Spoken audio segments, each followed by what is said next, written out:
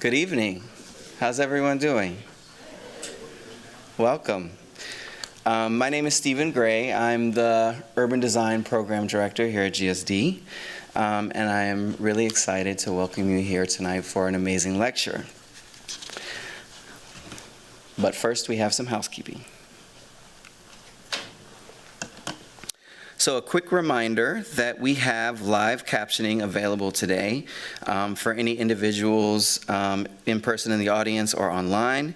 Those joining virtually can enable the captions by clicking the closed caption icon at the bottom of the live stream window.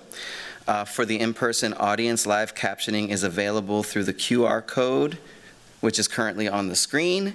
And please visit Matt in the AV booth in the back if you need assistance with that.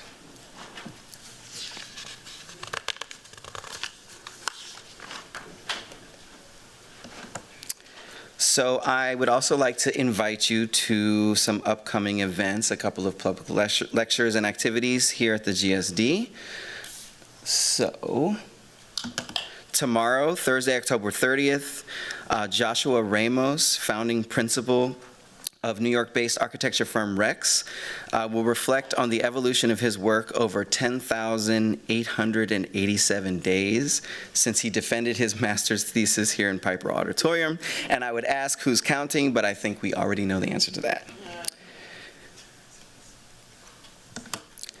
Next Wednesday and Thursday, the GSD will celebrate the 15th Veronica Rudge Green Prize in Urban Design, awarded this year to the Rwanda Institute for Conservation Agriculture campus by Mass Design. So that's going to be an all-day workshop and series of panels and conversations. You should join. Then on Friday and Saturday, the GSD will host the 5th Black in Design Conference entitled Black Roots, Grounded and Growing Toward Collective Futures. So for more information on that, there are actually some people in the room I'm sure you can talk to near the back. And also you can go online for the full lineup and check that out on the GSD website. So the Jaqueline Tyrwhitt Urban Design Lectureship was established in 2010 by alumni and friends celebrating the 50th anniversary of the GSD's Urban Design program. It honors Jaqueline Tyrwhitt, an associate professor who worked to establish and then to fortify the urban design program during its founding years between 1955 and 1969. This lectureship invites visionary urban designers, scholars, architects, and leaders who have opened novel directions in urban design thinking, urban design practice, and traced new intersections between urban design and other disciplines.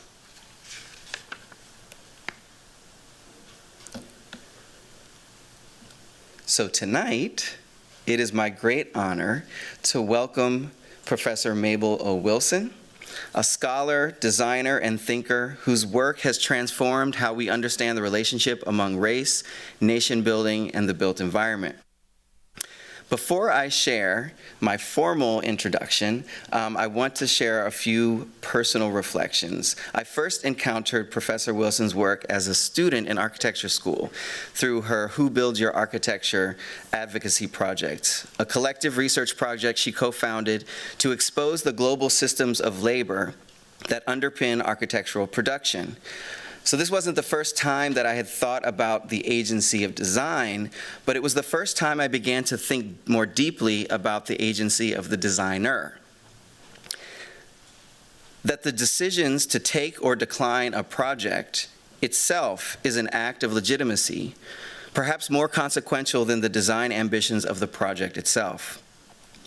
That legitimacy, or that realization, stayed with me and reframed the way that I saw the discipline of architecture and now urban design, not only as a creative or technical pursuit, but as a field entangled with ethics, economy, and power, reminding us that the conditions under which we build are as significant as what we build. Those questions are at the heart of tonight's lecture, the measure of freedom and unfreedom. Professor Wilson's talk will bring us to the founding of Washington, D.C., a city conceived as the spatial embodiment of freedom and democracy, yet constructed through the unfreedoms of others. The capital's creation depended on two parallel processes: the disposition of indigenous nations and the forced labor of enslaved Black people.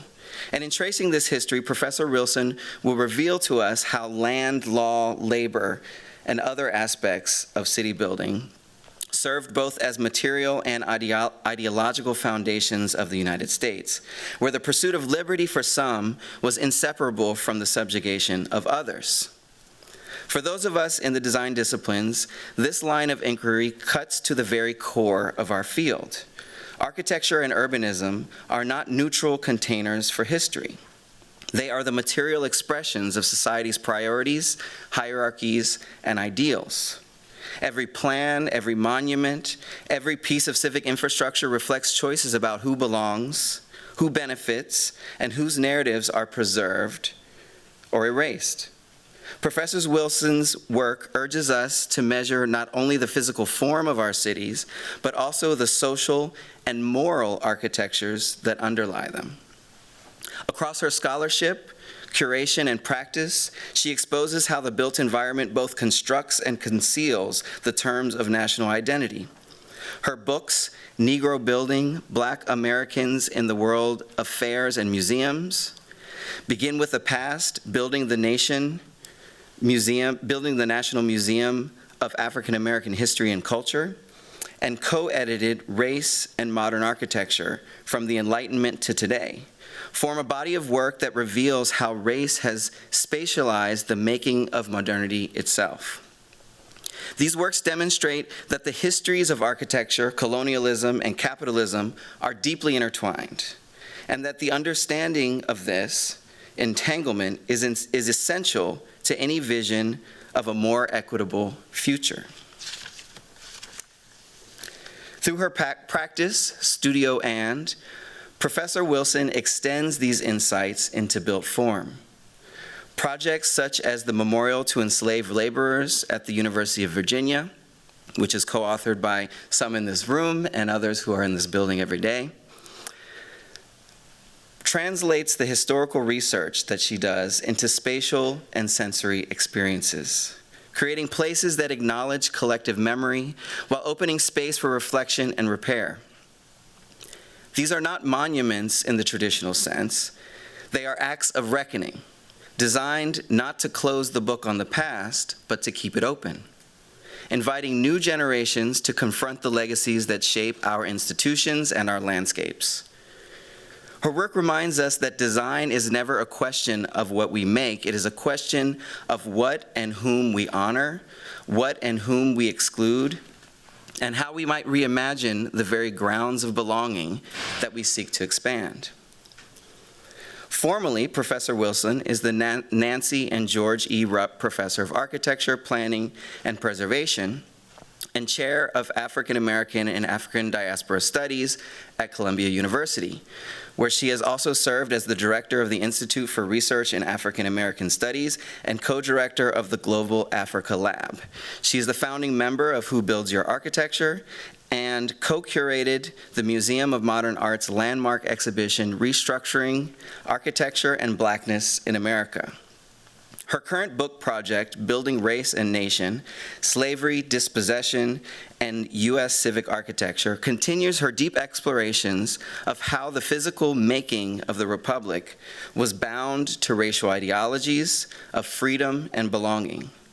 In all of this work, Professor Wilson compels us to consider design not simply as an instrument of progress, but as a measure of freedom and unfreedom, of inclusion and exclusion, of the distance between our ideals and our realities. So please join me in welcoming Professor Mabel O. Wilson.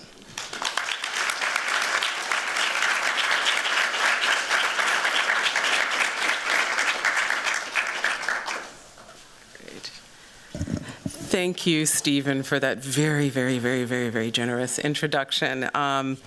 And it's a real pleasure to be back here. I will say, the last time I was in this space, Mi Jin Yoon will remember we were crawling up there and we were hanging these cotton sheets for our installation that we did at the Venice Biennale. Eric kind of got us into the building. We realized the space was big enough. We were with one of our collaborators, Josh Begley. Yeah, and so it's just funny to be in this space, like formally set up with people. But that is to say that many of you in the audience who I have met along the way have been inspiration, collaborators, and I will just say this work would not have been really possible without those ongoing dialogues with my students and my colleagues and various people that I've met. And I also want to say thank you to Stephen for the invitation, to Rachel Weber, to all the work Sarah Rafson and her team have done to bring me here. Also to Dean Sarah Whiting. I'm sorry she couldn't be here. She was a colleague many, many, many, many years ago, and someone who I have admired over the years.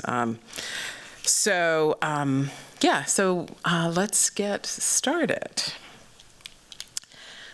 Okay, I need this. So I want to begin by exploring the allegorical dimensions of Edward Savage's majestic panorama of the Washington family, painted between the years of 1789 and 1796. And I could say the interesting thing about he's not a very well-known painter, sometimes not a very good one, but this was it's a very large a very large painting that actually sits in the National Gallery of Art. And Savage painted Washington several times, actually, and then produced engravings that circulated widely, and you'll see what I mean.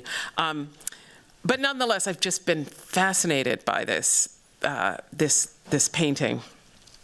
So Savage portrays the Washingtons actually in a fictive room that opens onto a grand view of the Potomac River. This prospect is one that visitors can partake from the rear portico of the family's plantation, Mount Vernon, which was acquired in 1732 as the Little Hunting Creek Plantation by Washington's father, Augustine. Which had various additions over the years by George and by his deceased half-brother Lawrence to become the sort of iconic house that we know today. Now, under George Washington's stewardship, Mount Vernon operated as a conglomeration of 5 farms totaling about 8,000 acres.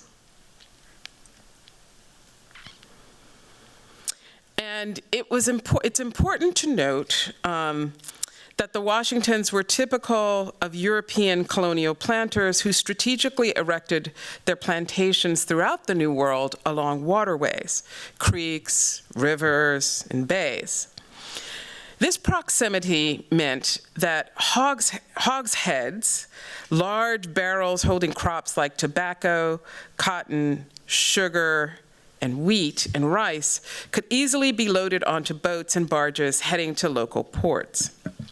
Now, in practice, these waterways also function as critical routes for the importation of finished goods, like salt and coffee, wine, like port, Madeira, furniture, books, fine cloth, like satin, lace, and brocades, as you could see on display in the photograph, and its slaves from ports in the Caribbean, Central and South America, Africa, Asia, and Europe. Now, a clue about the importance of commerce to the Tidewater region can be found in Savage's brushstrokes of the billowy masks of brigs and schooners, perhaps headed to Alexandria or Georgetown, a few miles up the Potomac. The sweeping vistas from the verandas of plantation houses like Mount Vernon overlaid the aesthetic pleasures of the picturesque onto these working landscapes of profit and tyranny. According to historian Lewis P. Nelson, the high ground enabled plantation overseers, for example, to surveil the activities of enslaved workers from afar. In his painting of the Washingtons, Savage transformed the New World's white planter class into an emblem of American citizenry and society. The artist put on view for the New Republic's perusal a display of the first family's belongings and holdings. And Savage's popular image of the Washingtons circulated in print for many decades and was reimagined, with mixed results, by others well into the 19th century. So that's what I mean. It proved to be a sort of an early object of mass cultural consumption.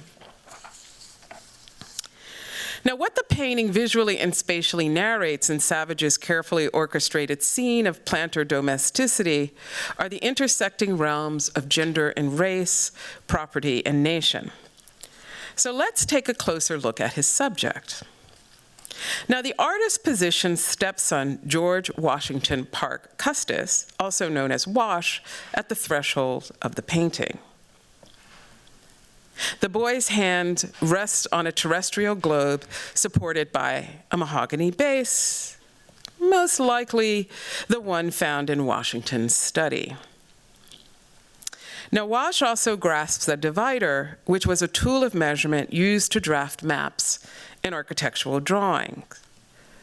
Washington Sr., then President of the United States, and donning full military dress, leans on the young boy who he imagined, perhaps, as the inheritor of his legacy as a land surveyor, a statesman, a plantation owner, and an enslaver.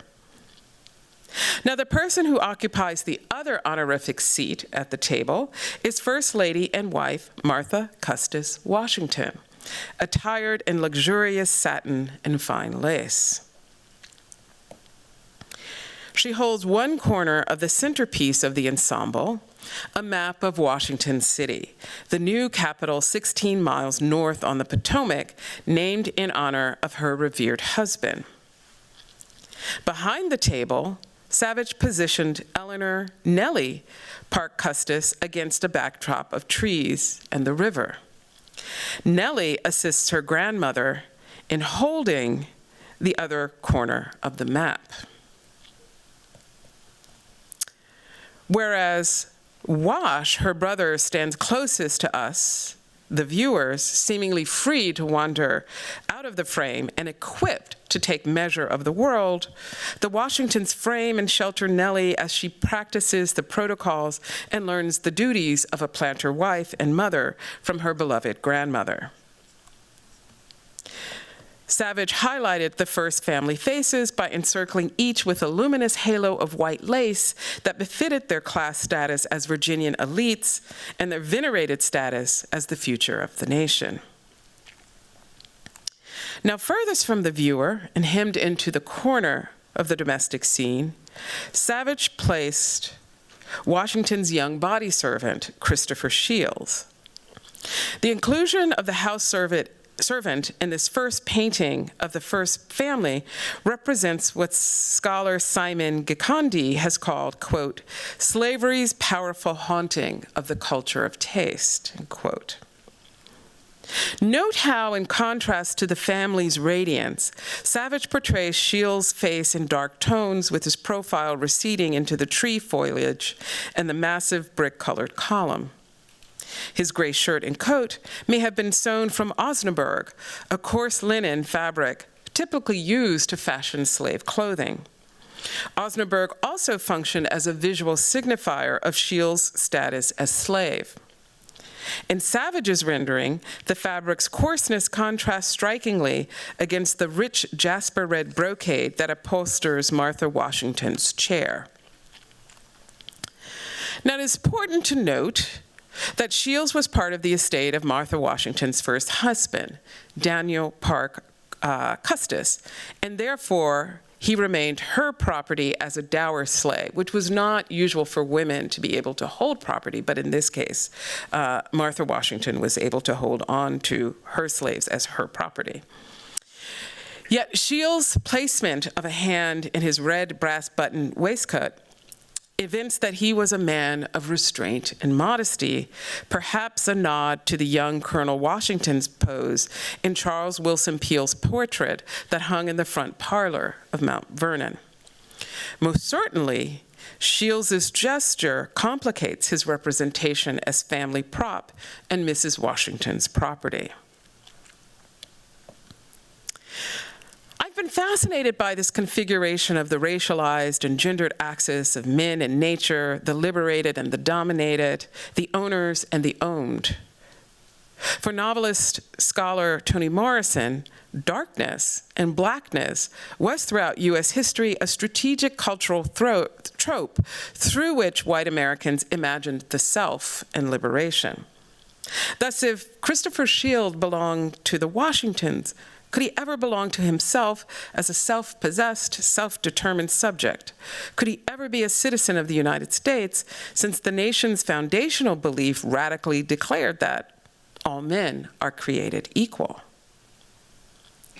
I want to put forth the claim that land served as not only the ground upon which sites like Mount Vernon and the new federal territory and city arose, as drawn in the map on the Washington table, but also land acquisition enabled property rights that served as the legal substrate for the establishment of the unalienable rights that statesmen like Washington defended and Thomas Jefferson vociferously championed, and the conditions of unfreedom experienced by Christopher Shields and all enslaved and free Black peoples in the U.S. So my talk this evening follows mathematician and surveyor Andrew Ellicott and his team that included free Black mathematician and farmer Benjamin Banneker on their 1791 land survey of the boundaries of the new federal territory on land ceded by Virginia and Maryland. And I want us to keep in mind that if the new territory of the District of Columbia and its yet-to-be-planned capital, Washington City, functioned as an architectural symbol of unity between the 13 states and their commitment to uphold and protect the tenets of liberty through self-government, then how did Banneker's presence on the surveying team, like Shields' presence in the painting, represent divergent beliefs around the natural rights of humans, especially the right to live free?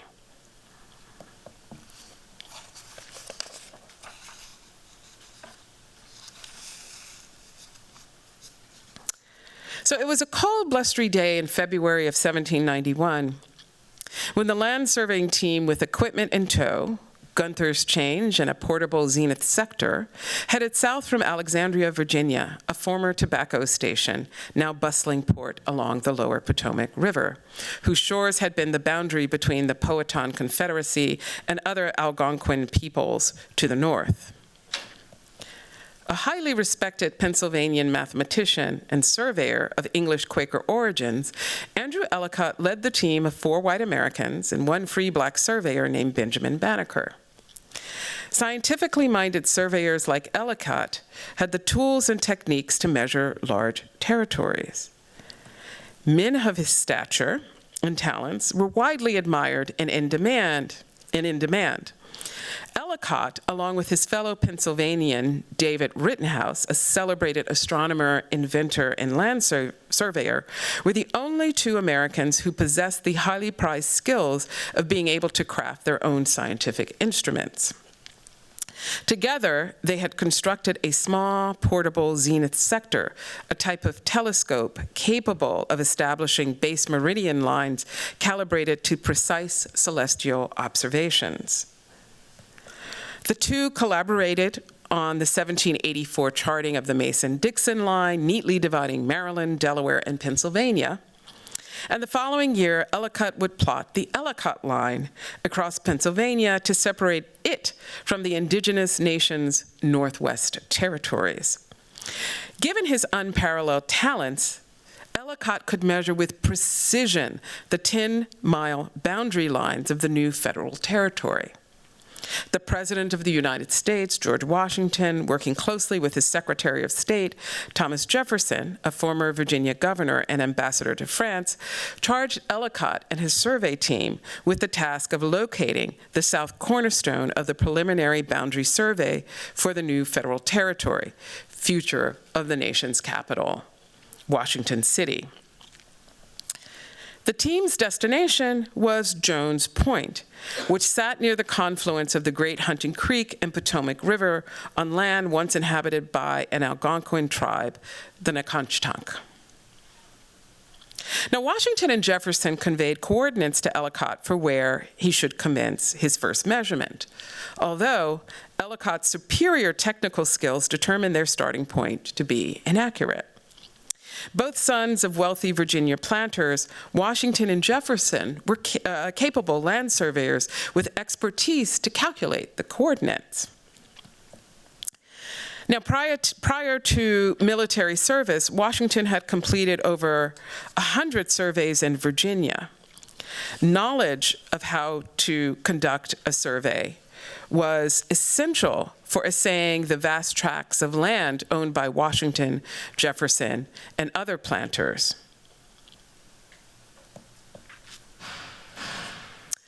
Home to Washington's family, his overseers' servants, some of them were actually indentured, and hundreds of enslaved men, women, and children, Mount Vernon sat 8 miles south of Jones Point. Like his fellow Virginian, Jefferson was also a planter, slaveholder, and a proficient surveyor who served for a brief period as the surveyor of Albemarle County, Virginia in 1773 before choosing a more lucrative law career. Jefferson's father, Peter Jefferson, working with surveyor Joshua Fry, completed a survey that created one of the most important maps of the 18th century of the Middle Atlantic colonies for Lord Fairfax, who held valuable but disputed lands in the northern neck, which included the Shenandoah Valley and tracts along the southern Potomac branch. And this is a topic I'll return to later in the talk. Both Jefferson and Washington, as planter elites, owned hundreds of enslaved people to make productive those thousands of acres of land that they owned. But briefly, I just want to delve into how their families amassed such extensive holdings in land and in slaves. Now, 100 years before Savage put paint to canvas in his portrait of the Washington in their possessions, Englishman John Locke, in his influential Second Treaty on civil government, argued that, quote, every man has property in his person, whatsoever he then removes out of the state of nature, mixed with his labor, thereby makes it his property, end quote. Now, if we unpack this famous, quote, property in his own person, establish that Locke was free. He was his own person, neither the subject of a lord or a monarch, at least ideally in that moment. Self-possession thus became foundational to the emerging tenets of modern liberalism. This inspired the fiery words of Jefferson, who paraphrased Locke in the Declaration of Independence's clarion call for freedom as an unalienable or inalienable natural right found in, quote, life, liberty, and the pursuit of happiness of one's own. Also observe in Locke's statement that the mixing of the labor of his body when removing something, say a plant, out of that state of nature allows for the plant to be claimed as his own property. Importantly for Locke, these were natural rights, which eventually became enshrined in modern civil rights in the property rights of individuals. The appropriation of land as a legal and political process to establish ownership was foundational to the formation of the modern nation state, like the United States, and a modern self-possessed subject, like the U.S. citizen.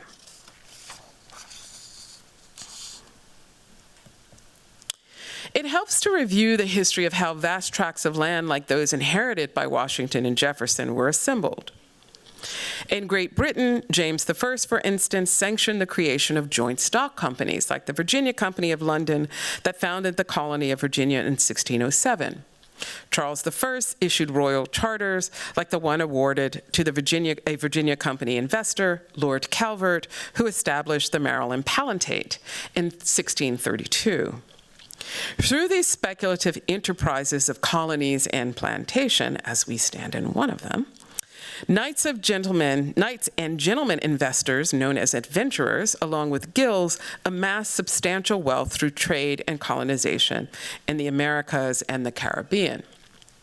Keep in mind, the legal acquisition of land depended upon the incremental encroachment into indigenous land through purchase, theft, treaty, and war when the indigenous resisted. By the start of the Revolutionary War in 1776, Euro-American settlers had claimed most of the eastern seaboard and hundreds of miles inland. An important detail can be found in how the British Crown in the 17th and 18th century awarded tracts of land to British North American settlers through what were called head rights. The Crown awarded 50 acres, for example, for each indentured servant brought over from Europe, or for each enslaved African or Native American purchased to work in agriculture, mining, or trade. This was one process that facilitated enterprising colonists in their accumulation of vast land holdings, and in some cases, hundreds and thousands of acres. And what drove the accumulation of land by European nations like Great Britain, and then the post-colony, the US, that benefited private individuals like Washington, Jefferson, and the Ellicott families, was its productive potential, from small farms and plantations to mining and other forms of resource extraction. Therefore, knowledge about how to conduct a land surveyor was available to colonists in books that outlined basic methods. A surveyor's ability to transform land into a fungible, transferable commodity fueled the westward expansion of the US. That technique of territorialization proved essential for where to locate the new federal territory.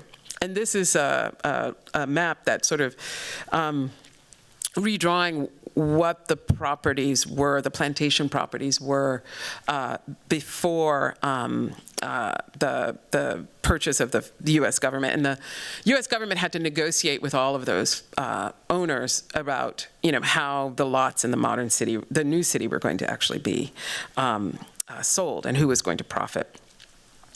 But anyway,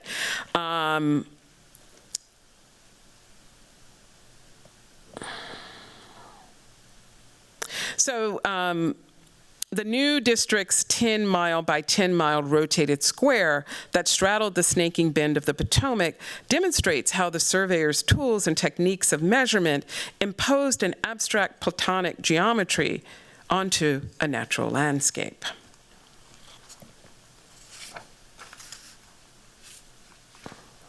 So let's return to our survey. Now, once the team arrived to the upper cape of Hunting Creek Cove that fed the Potomac, Ellicott deployed the zenith sector to begin the process of pinpointing the crucial first meridian.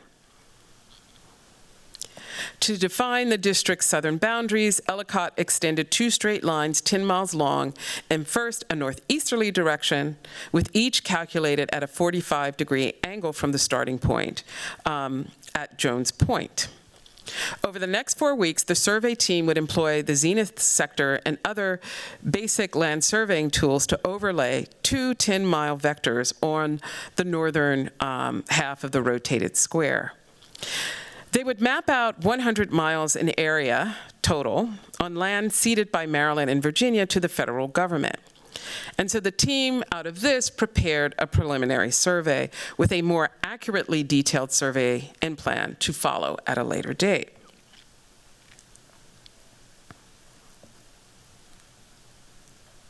Now, Ellicott's assistants were all inexperienced in astronomical land surveying, except for Benjamin Banneker, a self-taught mathematician and astronomer. Born free, Banneker was the son of a freed black farm couple. Though his father had been an enslaved person from Guinea, and his mother was a mixed-race woman born of a white English mother and formerly enslaved man from Senegambia. Banneker inherited and owned a 100-acre farmstead in Baltimore County on land that bordered the Ellicott's family grist mill. In the last decade of the 18th century, free black men like Banneker witnessed their rights infringed upon, including the right to vote, to own property, and to represent their interests in courts of law. Because Maryland's manumission laws, those are the laws around when enslaved could be free, determined how enslavers could liberate their slaves, were made more stringent after the War for Independence, and this also whittled away the rights of free blacks, many of whom had fought in the war on the side of the rebellious colonists. But the reality for most of Maryland blacks was that the majority, 92%, were enslaved. By the time the U.S. Constitution was ratified in 1788, Maryland state law distinguished between blacks freed after 1783, who had limited rights, and those freed before 1783, who retained, per local custom, full rights of citizenship. And that is the right to property and to vote. This latter group included Banneker, since he owned over 50 acres and probably possessed wealth above 30 pounds. Significantly, that group of freed blacks born before 1783 were most likely mixed race, born of a white or mixed mother like Banneker, whose racial status had guaranteed that her infant was born free. Authorities based that condition on slave codes adopted by Maryland's colonial government beginning in the 1660s that determined a child born to a black mother or father was automatically enslaved. Virginia passed a similar law, narrowing it only to black mothers. And these laws exemplify why historian Jennifer Morgan has characterized New World slavery as hereditary racial slavery, which means that racial difference began to take on the legal characteristics of property defined by valuation, possession, and inheritance. At home in his tobacco farm, Benjamin Banner taught himself astronomy and how to conduct a land survey by borrowing books and instruments from George Ellicott, a neighbor who became a friend and teacher. Among the growing ranks of Quaker abolitionists in Maryland, Delaware, and eastern Pennsylvania, George Ellicott adopted the role of patron and advocate of Banneker's many talents. Yet while Banneker practiced the Quaker faith, the church never officially welcomed him as a member. In 1791, Banneker sought to publish his first almanac for Pennsylvania, Delaware, Maryland, and Virginia, and continued to publish it yearly till 1801. In his almanac, Banneker circulated his astronomical calculations of ellipses, tidal ebbs and flows, and the daily positions of planets and celestial bodies in the night sky. He also anthologized information that local residents might need over the course of the year, incorporating into his almanac excerpts from other publications touting medicinal cures, horticultural techniques, the names of representatives serving in the federal government, dates of court convenings in Maryland, weights and values of coinage, and excerpts from magazines and philosophical tracts. So everything we get now on the internet, you would get out of an almanac. So in the 1792 edition of his almanac, Banneker published a text on slavery from Columbian Magazine, perhaps because it included a vote from David Rittenhouse. This text might be of interest to the scientifically minded almanac readers because Rittenhouse asserts that Africans had been degraded and, quote, doomed to endless slavery by us, merely because their bodies may be disposed to reflect or absorb the ray of light in a way different from ours, end quote. And even though many Quakers at one time had owned slaves, members of the faith like George Ellicott had become more strident and vocal in their efforts to stem slaveholding and terminate slave trading in northern states like Pennsylvania, as well as in the Upper South, which encompassed Maryland and Virginia.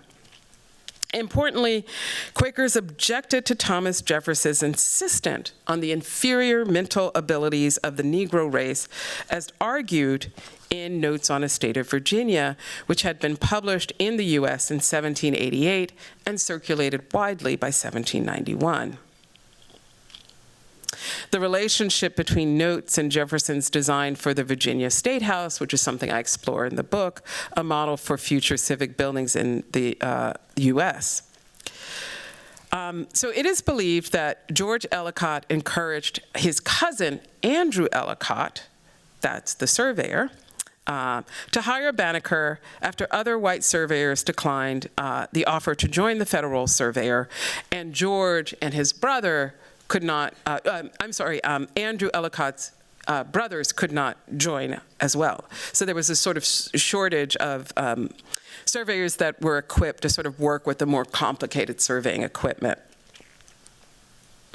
So one can imagine, though we don't have the evidence, that Banneker strategically saw the opportunity to join the Historic Land Survey as a means to drum up interest and boost the credibility of his calculations in his forthcoming almanac. Although we have no records of his precise contribution to the survey of the federal territory's outer boundaries, Banneker's expertise in astronomical calibration were probably compatible with Andrew Ellicott's advanced techniques. According to historians, because of Banneker's familiarity with the equipment, Ellicott entrusted him with the care and maintenance of the delicate instruments and to record Ellicott's field calculations. However, appreciative and respectful of Banneker's invaluable skills, and that often meant that Banneker would stay up overnight, basically charting the movement of the sky so that they understood exactly like where or how to make these exacting lines. That's how you would get these straight lines. So, you know, he clearly, Andrew Ellicott clearly understood that Banneker had these capabilities. So while they may have been appreciative of Banneker's invaluable and unique aptitudes, Ellicott was obliged to have Banneker dine separately from the rest of the team members. And while certain exchanges might be permissible within Quaker's more liberal sphere of knowledge and financial transaction, Ellicott had held fast to the custom of limiting the proximities of blacks within white social spaces, even for free people like Banneker. Nevertheless, Banneker's novel presence on the survey team proved strategically beneficial to the burgeoning abolitionist cause. It was a newsworthy event promoted by abolitionists like George and his brother Elias Ellicott. And to make the point, the Georgetown Weekly Ledger reported in 1791, quote, "He, Andrew Ellicott, is attended by Benjamin Banneker, an Ethiopian, whose abilities as surveyor and astronomer clearly prove that Mr. Jefferson's concluding that the race of men were void of mental endowments was without foundation," end quote. So they understood that this was actually going to rebuke Thomas Jefferson, who was also clearly a Secretary of State, part of this. So it was strategic that Banneker was put on the team by the Ellicotts and also members of the what was then called the Pennsylvania Abolitionist Society and another abolitionist society in Maryland. So Banneker's achievement as a man of science contradicted Jefferson's assertions in Notes on a State of Virginia that when you, quote, compare them, black people, by their faculties of memory, reason, and imagination, it appears to me that in memory they are equal to whites, in reason much inferior, and I think one should scarcely be found capable of tracing and comprehending the investigations of Euclid, end quote.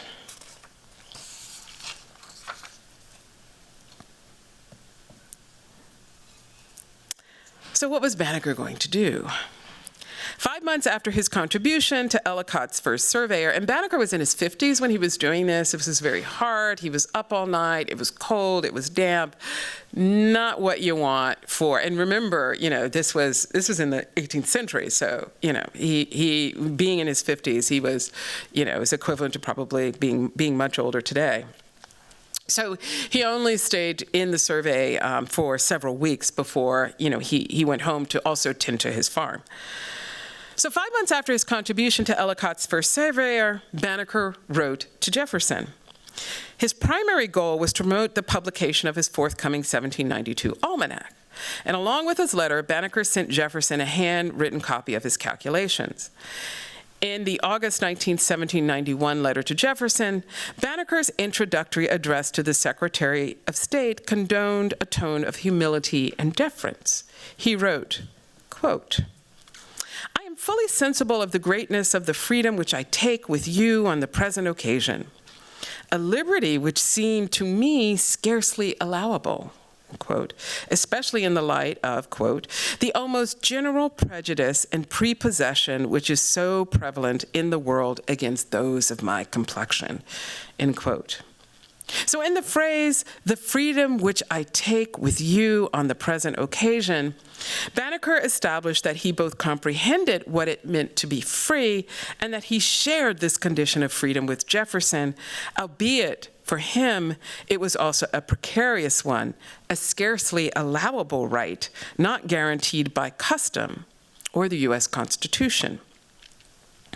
Banneker understood that prejudice posed a persistent threat to what the Enlightenment thinker established as a natural right, that all men are born free. Being black and possessing freedom, in Banneker's mind, and from a life's worth of experience, were not commensurate in the new nation.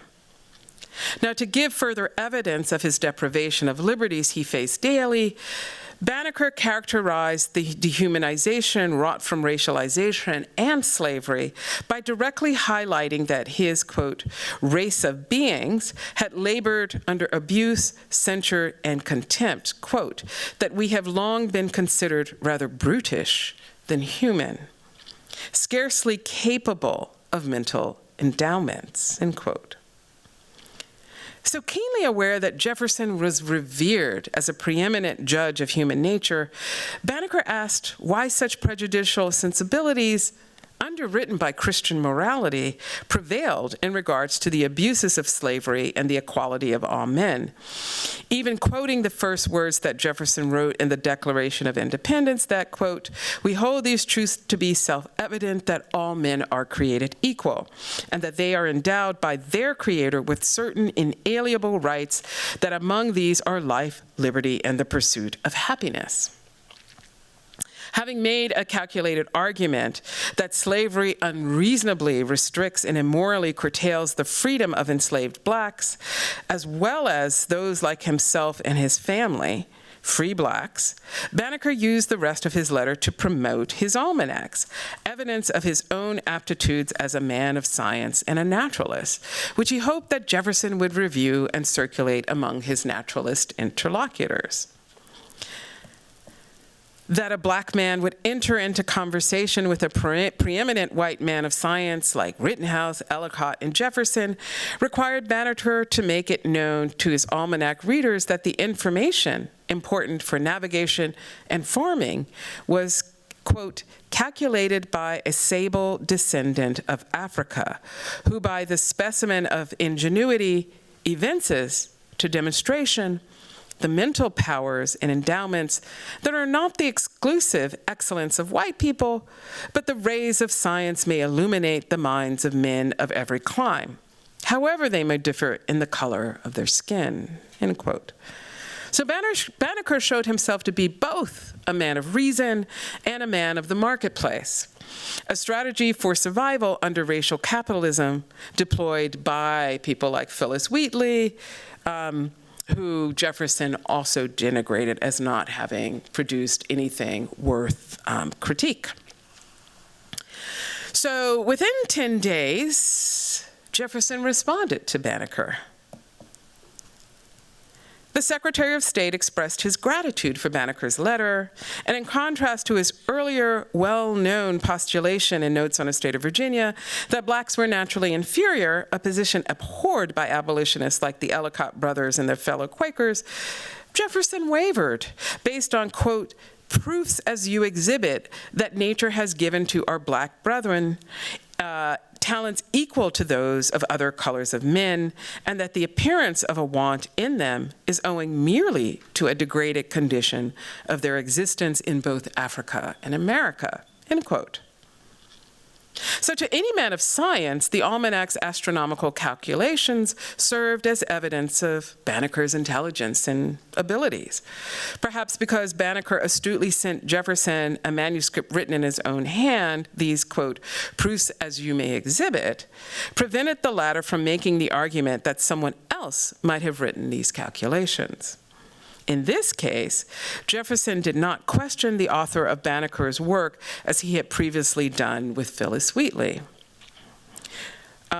Suggesting that there might be a process for the emancipation of enslaved blacks, Jefferson shared with Banneker that, quote, nobody wishes more ardently to see a good system commenced for raising the condition of both the body and the mind to what it ought to be, as fast as the imbecility of their presence existent and other circumstances cannot be neglected will admit, end quote.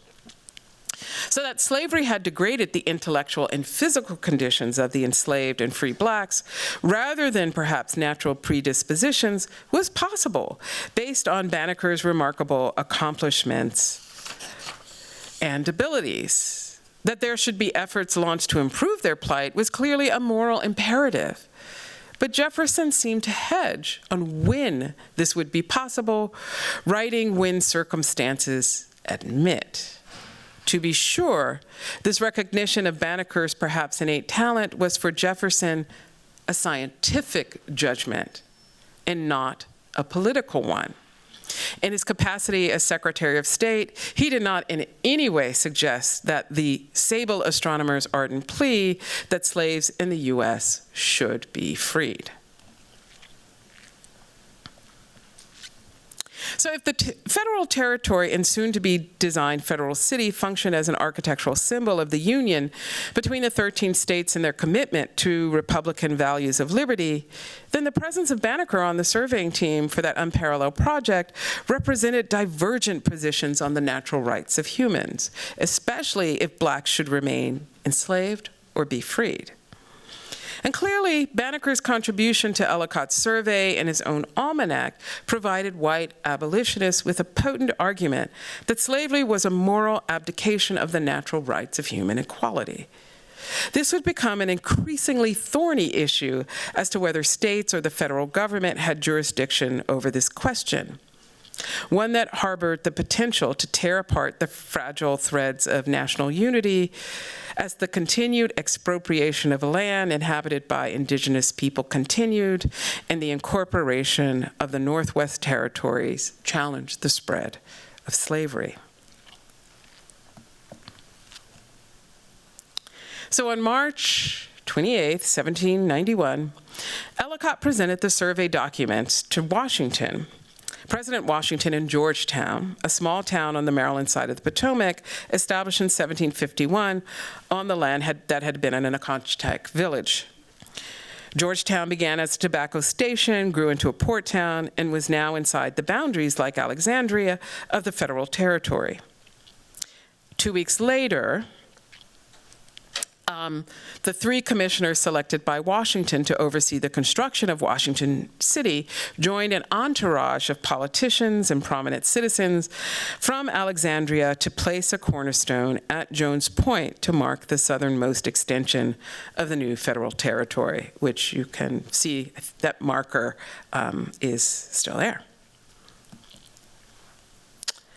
So the new commissioners of public buildings were Thomas Johnson, who was a First Continental Congress delegate, judge, painter, and Maryland's first governor. Daniel Carroll Jr., a former Maryland congressional representative, signatory of the Constitution, and planter from a prominent Catholic family. And David Stewart, a planter and lawyer from Virginia, who was also George Washington's step-son-in-law and stepfather to Nellie and Wash. So the selection of the new federal territory's location, without recounting years of political wrangling, was the outcome of rancorous public negotiations amid factions of Northerners and Southerners who held an array of political ambitions and political and economic rationales.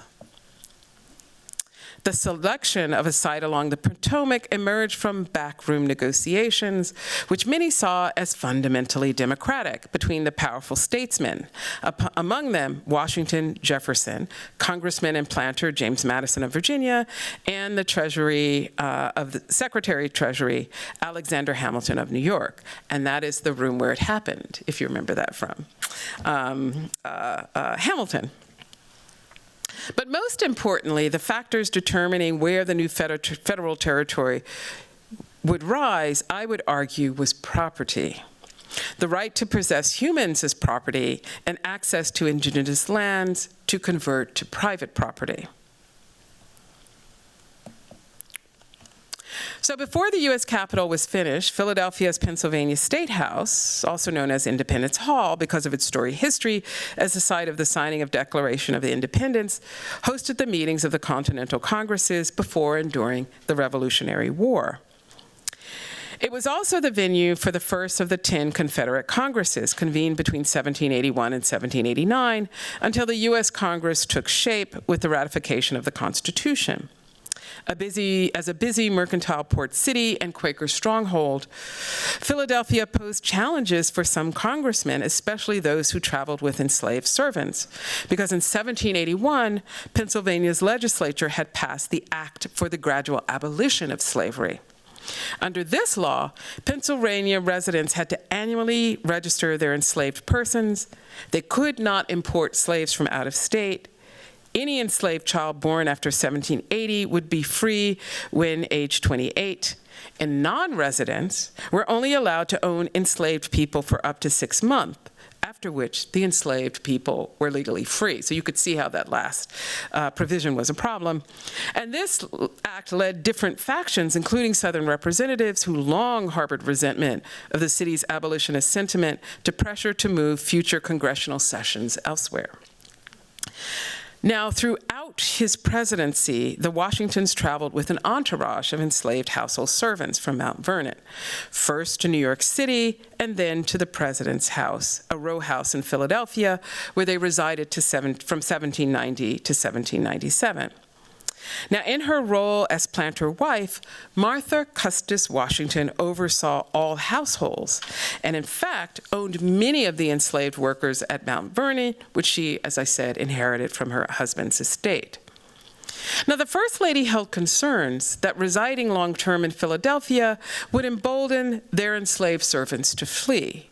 Those slaves in the presidential household, Ona Judge, Austin Judge, Ona's brother, Maul, Giles, Paris, Hercules Richmond, and Christopher Shields easily heard about the new gradual abolition laws because they lived and circulated amongst the city's freed black population of around 1800. And so not only did Philadelphia pass an abolition law, but it also developed an infrastructure to aid those seeking freedom. The Free African Society, formed in 1787 by freed blacks Richard Allen and Absalom Jones, provided mutual aid to those newly liberated, and the society became foundational to the city's independent black Protestant church. Intent on holding onto their investment in human property, President Washington and his wife implemented a rotation system that sent slaves back to Mount Vernon before their 6-month residency limit had been reached. Now, despite their scheme, one woman, Ona Judge, a personal servant to Martha Washington, who had been born to an enslaved black mother and an indentured white father at Mount Vernon, learned of the possibility of gaining her freedom. As historian Erica Armstrong Dunbar describes, quote, "On Sunday, May 21, 1796, Ona Judge slipped out of the executive mansion where the Washingtons ate their supper. She disappeared into the free black community of Philadelphia, end quote.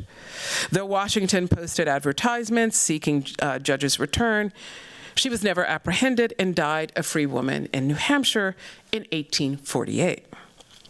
So if the capital were to remain permanently located in Philadelphia, slaveholding Southern congressmen and government officials like Washington and Jefferson had astutely feared the loss of their valuable human property. Therefore, paramount for Washington and Jefferson was to maintain the Union and the balance of power between state and federal governments, and to prevent the question of the location of the capital to be divisive to the federal union. So choosing a suitable place would also hinge, one, on the future expansion of the nation's boundaries westward into indigenous land, and two, whether slaveholding would expand into new territories. In this regard, the Potomac River presented an ideal location, particularly those areas above the fall line, which occurred at Little Falls, where the sandy loam of the tidewater met the rocky upsurge of the Piedmont. Now, at the negotiations of the Treaty of Paris that signed in 1783, the British Crown conceded to the newly freed and sovereign independent states the colonized Northwest Territories, a vast area west of the Mississippi, west to the Mississippi River.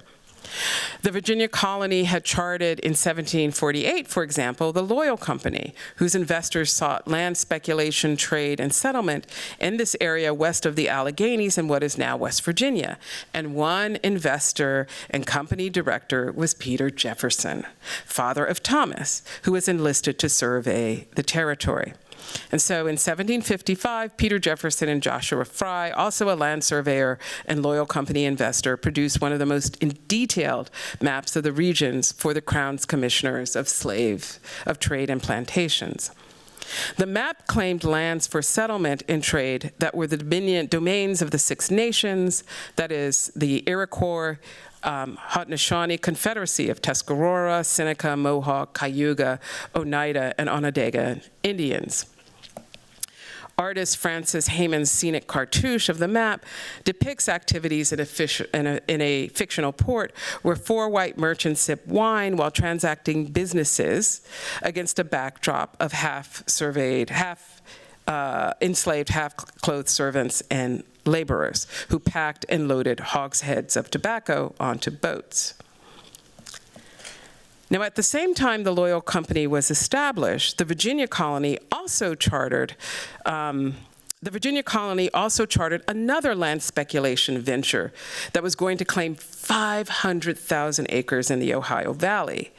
Investors formed the Ohio Company of Virginia to sell land to European settlers attracted by the area's lucrative fur trade and to halt the construction of forts by the French and what the British claimed as their territory.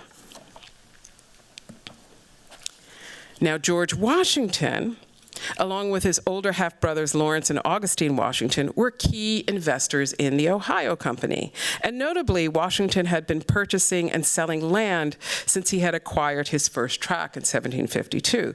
So by the time he was president and given the power to select the site of the new capital, Washington had amassed thousands of acres.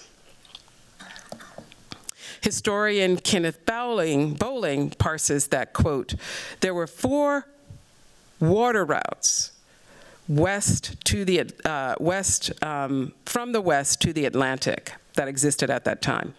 There was the Great Lakes Mohawk Hudson route to New York City, the Ohio Allegheny Susquehanna to Baltimore, Philadelphia, depending on which rival cities gained control of it, the Ohio Monongahela Potomac to Georgetown and Alexandria, and the Ohio Great Kanawha James to Richmond. Washington had land investments in all but the Susquehanna route.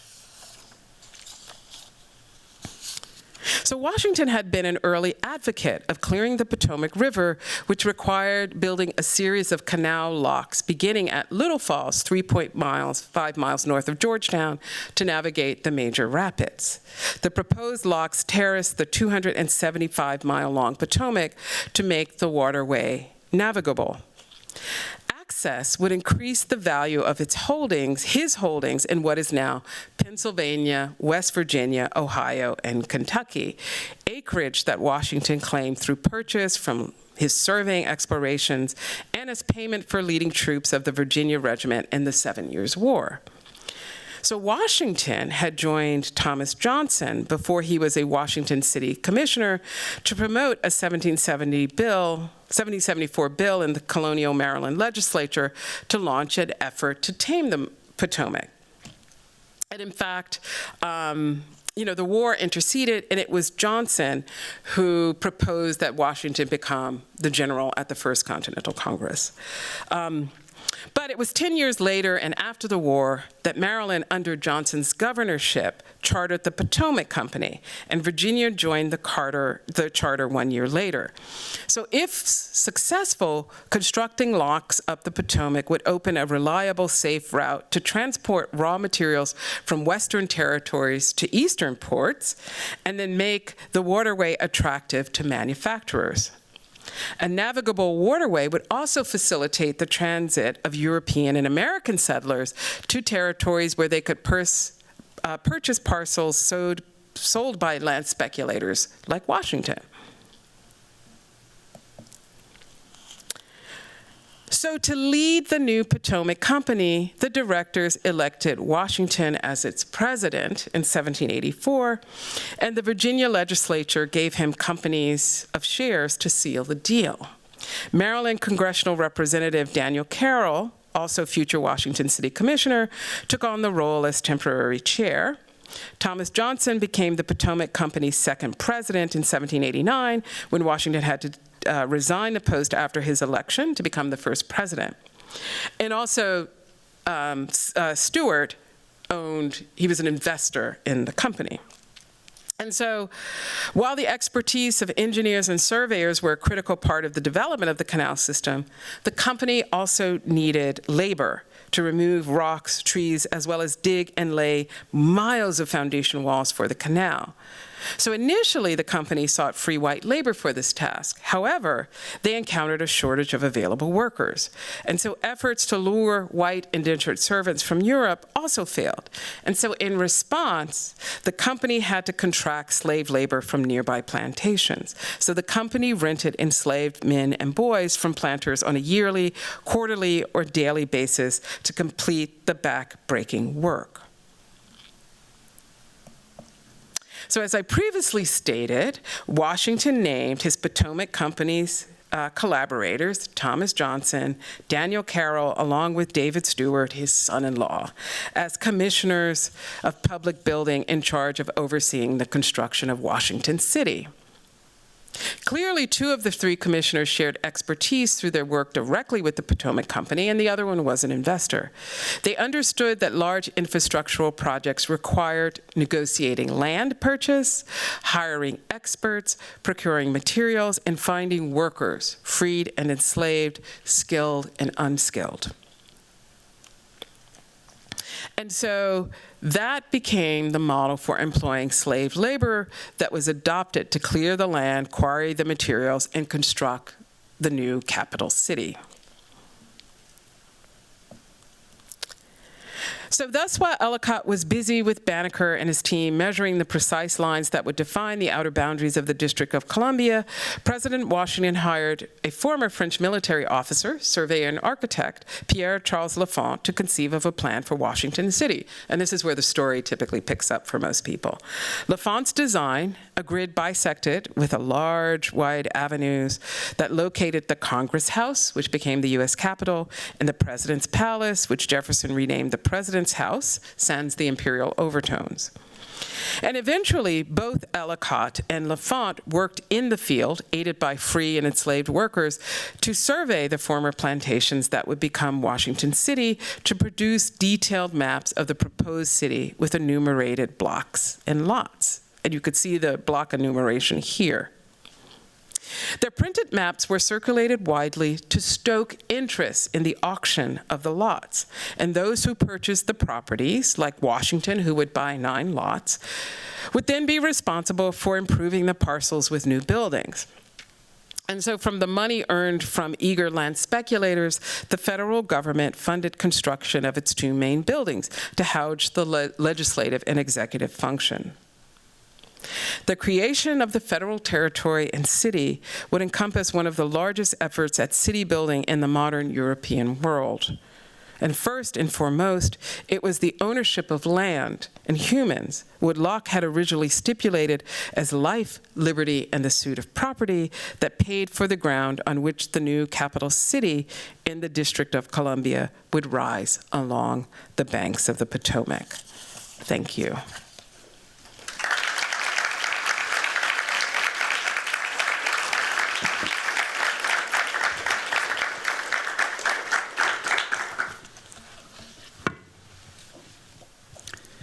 Can you hear me? Yeah. Thank you. That was incredible. It's really, I think, a different kind of experience to hear the very personal stories and experiences of the people that are behind the making of this country, both those seen and unseen, those free and unfree. And I want to sort of host this conversation more as a discussion. So we'll have a conversation, I'll ask questions, but I'm going to sort of throw a version of that out to the audience so that we can maybe turn this into a bit of a seminar discussion and also sort of lower the pressure of picking up the mic and asking a question or answering. So you've often argued that there's no such thing as neutral public space. I think this presents a perfect case for that. It also is something that resonates with something else you've said, which is that racial hierarchies are spatial hierarchies, and that the idea of the public has always been unevenly constructed. So thinking about the history of DC, thinking about the history of this country, both embodying democracy, values of democracy, but also exclusion, how should designers today approach the idea of so-called public space? And what does it mean to design for a public when the category itself is so fraught and so deeply defined by exclusion? And as you're sort of answering that, I want the audience maybe to consider, the work that we do, many of us are really interested and focused on practicing ways, either in school or in our work, to really center equity and civic good. And so what happens when we start from the premise that public space has always been partial? So as we're trying to think about how we're creating all this public space for a public, that it's never been impartial or fully public, and never for everyone, and how might we shift our methods for measure and design? So maybe, Mabel, you could start, and then I want you just to sort of think about how you might answer that as well. Thanks for that very easy question. Oh, wow. I don't think there's like one way or one solution or anything. I think it's really to understand the nature of the politics that we've inherited.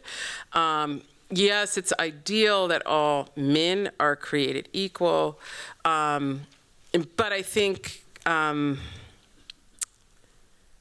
I think if you understand kind of the origins, sort of these kind of Western beliefs of liberal democracy, you can understand that they said that, but they actually didn't really practice that. And that's the difference, and that there's something inherent in an understanding of the public sphere because of the legacy of political, economic, social inequalities that has produced a vastly uneven public sphere. And that may be an ideal that we strive for, and it might even be a possibility, but we have to constantly recognize what is it that is producing that inequality. And sometimes, if it's for example, gender inequality, but it could be social, cultural, economic, even religious. Like there are many things that intersect to produce that condition, but it's recognizing that and trying to then think about, all right, well then how is that spatially manifest? And what would it mean to change that? And also understand that it may only be a temporary moment in which a group of people see themselves as equal and that might recede and be replaced by something else. So to think about both time and space, I would say. So, for the audience, how are you sort of grappling with those nuances, or are you? Like, what are you doing in your studios, in your classes that's opening up these questions, and how are you addressing the sort of identity questions of public space and publicness? And there's mics, so feel free to raise your hand. This is seminar, so we will be graded at the end. I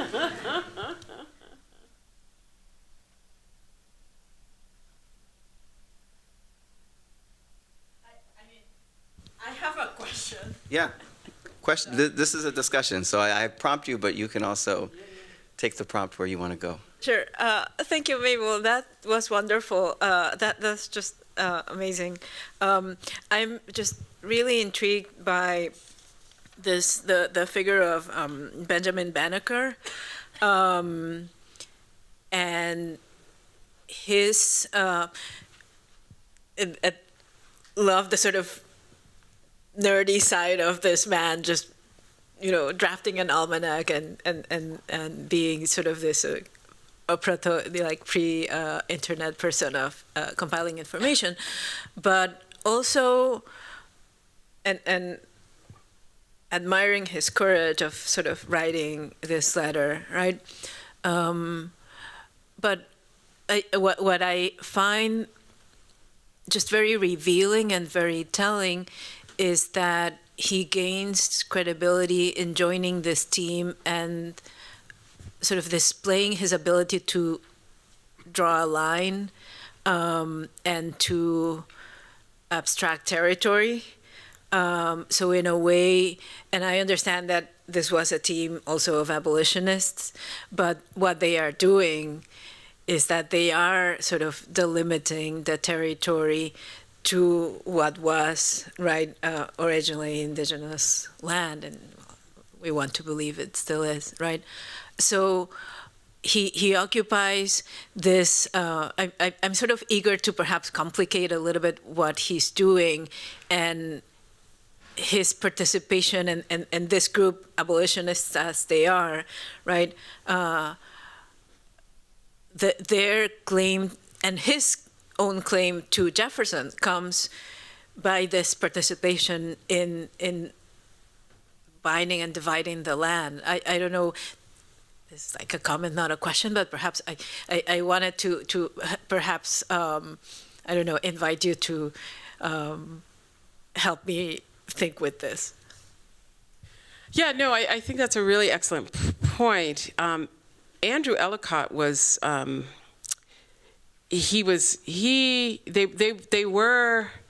they were abolitionists, and the early abolitionists, it wasn't that they necessarily, they believed in they wanted freedom, but they didn't necessarily believe that they should be citizens, right? Like, it's a very complicated set of relationships. And again, I think Banneker was like, well, this is my opportunity to actually get he understood capitalism incredibly well. And absolutely right. The larger chapter does a whole kind of section on whose land was this, to really understand what that relationship were of these northern Algonquins to the initial settlers in Jamestown, and then the ones that were coming in through Maryland. And by the time Banneker was born, there were almost no indigenous left in that area, maybe a few. And yeah, no, it's exactly, I didn't think I would end up writing a chapter on surveying, but it's exactly that tool that turns land into property that is a mode of dispossession, as well as the fact that indigenous were enslaved as well. And that free black people owned enslaved people, right? Indigenous, it's complicated in terms of how people were operating in the system, inside the system and outside the system. And I think the most interesting for me is that Banneker complicates the perception of Negro, because Negro meant slave. But he's free, so what, and he clearly has these capacities.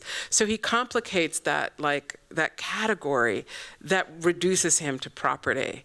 But he's doing it, though, by adopting the very tools of colonization very eagerly to prove actually his own worth. And so it's a really, I think, important and complicated moment, and it continues. I mean, you think about assimilation over the years in this country. You know, Irish people, Greek people, these folks were the same as black folks at one point. And as soon as you can move to the other side, you then adopt some of those same beliefs about the sort of whoever the culture sees as lesser, as a way to prove your worth and to prove. It's the thing that's valuable the most on the racial hierarchy is whiteness, right? So you can claim white, you can be a black person and claim, you know, a deep investment in whiteness. Like, that's not impossible because you understand its value. And then, you know, you can also be white and be blackened, basically. That's also not impossible. And I say in our earlier research as part of this project is also Phyllis Wheatley, right, who's very well known. But I also think Wheatley understood, I learned this language, I have learned this knowledge, how can I put it to use, one, to buy my freedom, but also understanding I am speaking in my oppressor's language, right? So that's, you know, it always kind of complicates it.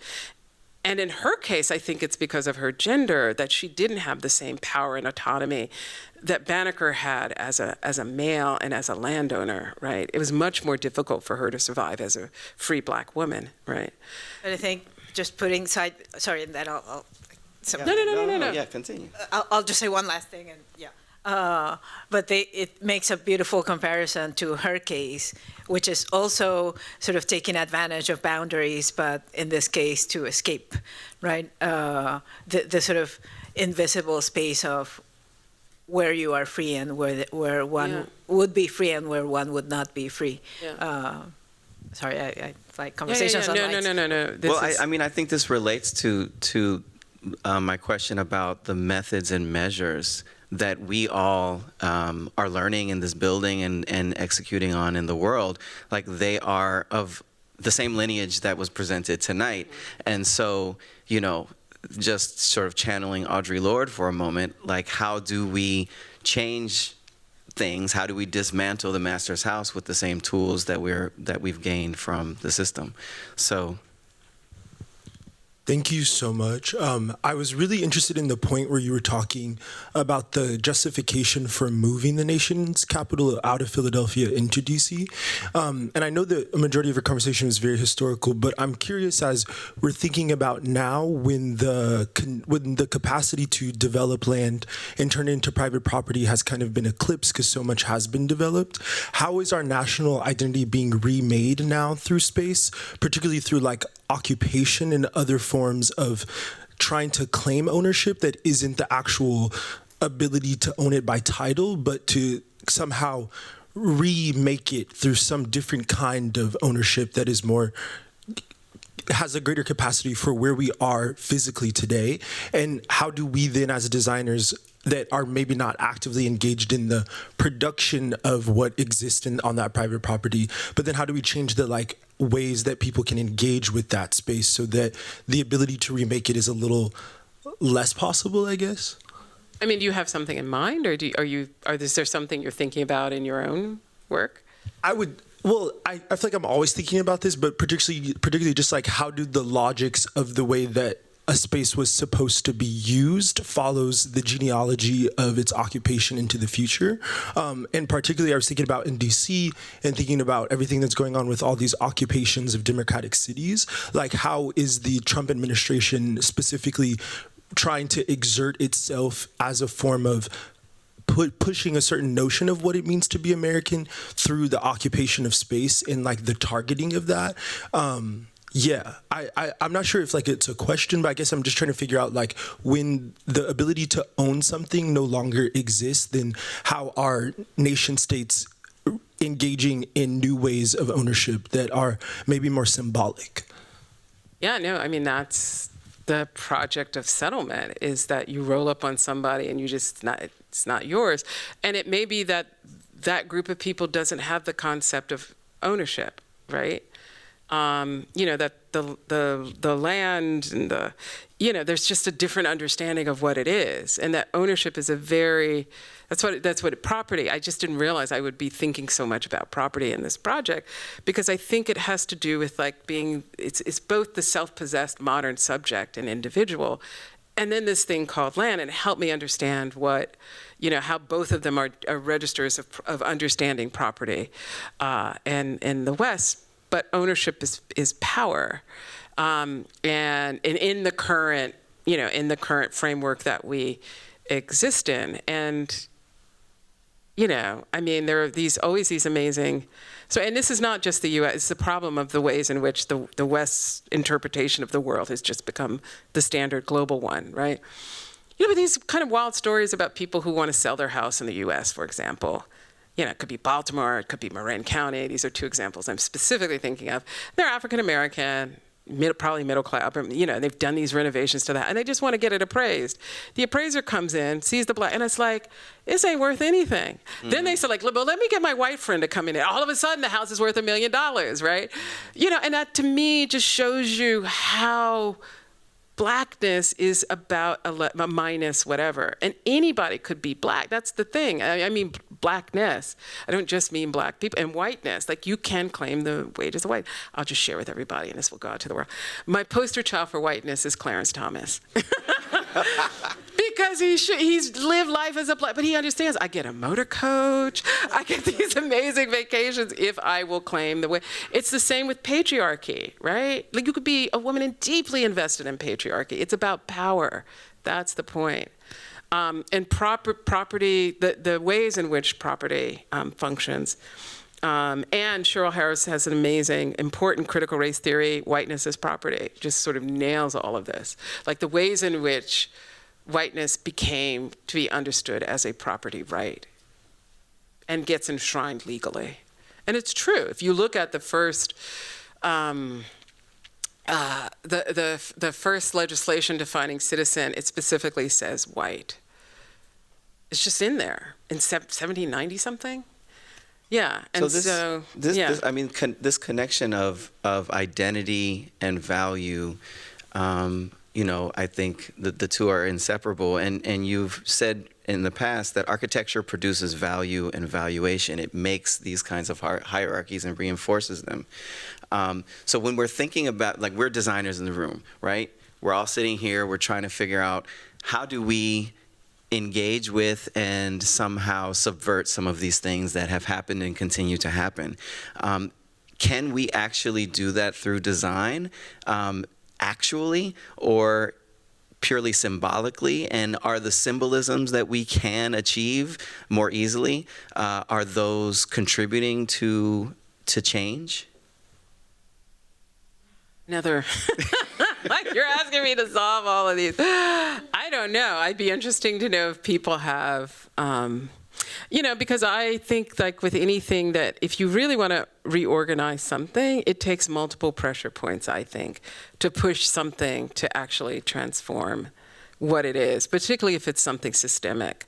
So I don't think it's design. I think it would be design and a bunch of other things that would actually produce that effect. But I don't know, do people have another? Yeah, please, others contribute. This is actually something that we discuss in my seminar class, Urban Design in the Color Line, and I always have a few students, some of which who are present tonight, who don't think the class is radical enough, don't think that we are doing enough, right, as designers and as thinkers. And I always say that you're right, but there's a place for everyone, right? My grandmother would always say, don't get arrested. Don't go out there and get arrested. And I say, Grandma, don't worry. That's not me. I do need people out in the street protesting. I need that to happen because that is pushing against the system. It's making things visible. And then I'm going to sit in a room with people who are confused about what's going on and what are we going to do about it, and helping them think about new ways to act and new ways to work within that space. And all of those are important places to be sitting. Yeah, no, I totally agree. You find Yeah, and people often like, no, you need to be proud, you need to sign this. It's like, no, actually, sometimes you need people on the inside who may not be able to speak vocally, but hold power internally to push change. And you need those people, actually, as part of that system. And I've been in both, actually, places doing that.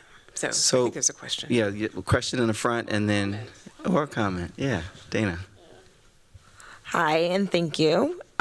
So as someone who I own property myself in DC and looking a lot at the news and what's happening with the White House, perhaps the president's house, or in other ways thinking of it as a palace of sorts, and the demolition of the East Wing, and now in lieu of this new ballroom, which is going back towards the palatial.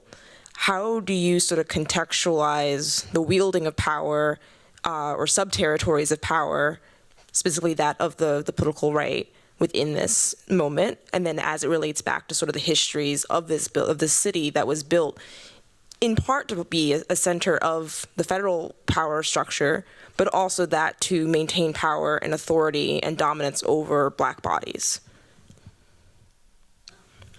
Sorry. That was even easier. Oh, gosh. I have my own opinions, but I'd love to be in conversation with you about this. Sure. I think we're doing this work has really helped me understand why we are where we are. There's a really good book I think it's called Empire Incorporated by Stern. Can't think of his first name, but shows you how, like the Virginia Company is a company. It's a joint stock company. That's primarily, there were religious charters that were given, but a lot of it we're pooling our money, we're going to get a ship, and we're going to come over here. And a lot of it was just to extract, they thought they were going to get gold, but they didn't. But then they found copper, they were fur trading, think of Jamestown, and then they, like tobacco. And so, the mercantile capitalism was a very, very, very powerful engine of settlement.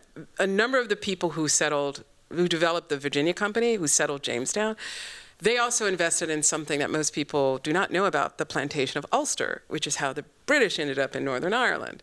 And they sent drapers and goldsmiths and just we're taking over this, we're putting in a new mercantile economy, and we're settling the pagan, brutish Irish, basically. And, in the United States, all the way up through the 19th century, they believed the Irish were descendant from Northern Africans, right? That they were literally Black people.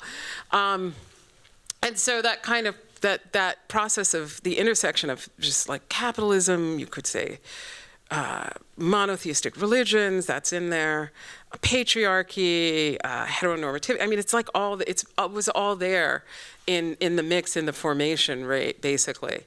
And it's still chugging away. I just think we have to live as different humans to survive. And according to Bill Gates, climate change isn't going to, the humans will continue, according to him 2 days ago. So, but I don't believe that. We're losing our habitat that allows our species to survive. Well, all of the things that you mentioned that are sort of knit into the founding and the sort of ideals, undertone ideals of this country are under attack to those people, right? All of those things are what the heterogeneity of people and ideas that this country is cultivating are threatening. And I just find it so fascinating that all of those things, let's just bracket them under whiteness for shorthand, are so jealous of the thing that they have and they don't want to share that they're willing to destroy it in order to not share it. And that's, I think, what we're watching slowly happen. But I want to end on a more positive note and a question for you. Cocktails for everyone. Cocktails for everyone. Who asked the question? You often describe yourself as an Afro-optimist. And so I wonder, even in spite of, or maybe because of all of the things that you are studying and researching and writing about, how do you maintain that optimism?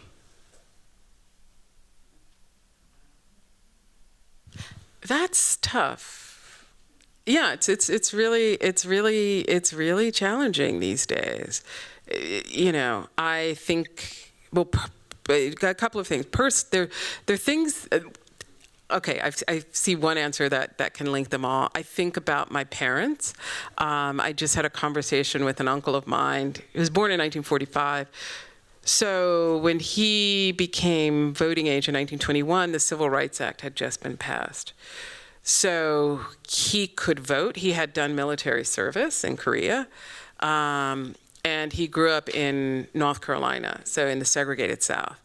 But my mother, his sister, when she grew up, she couldn't vote. My grandparents couldn't vote, right? They are American citizens, but they had no voting rights. It never occurred to me to understand that my parents, you know, my father served in Europe in World War II and the Pacific. He came back. He could not vote. He defended this country and couldn't vote until 1966. So that just shows you,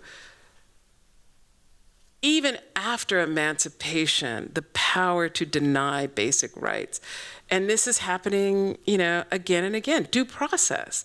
I mean, they're hunting people like they were runaway slaves in cities, you know? And so it's very easy for people in this country to abandon those core values because they've done it again and again and again. But I think about the ways in which my family and many families survive is through community, it's through solidarity, and it's through creativity, right? And so even though they were incredibly poor and in the South, they had an incredible wealth. And that was their creativity and the things that they made, right? And that they shared. And that's what I hold on to. And I think that, you know, that makes me an optimist. And I think it's art that's going to show us how to get beyond that. It's like that's whether it's poetry or music, food, I don't know, anything I think creative, because we have to imagine something beyond where we are, because we can't dwell on the now. We have to really imagine something more powerful. I don't know if that includes design and architecture, but I do think those creative acts are really where I find optimism. Thank you. You're welcome. Thank you.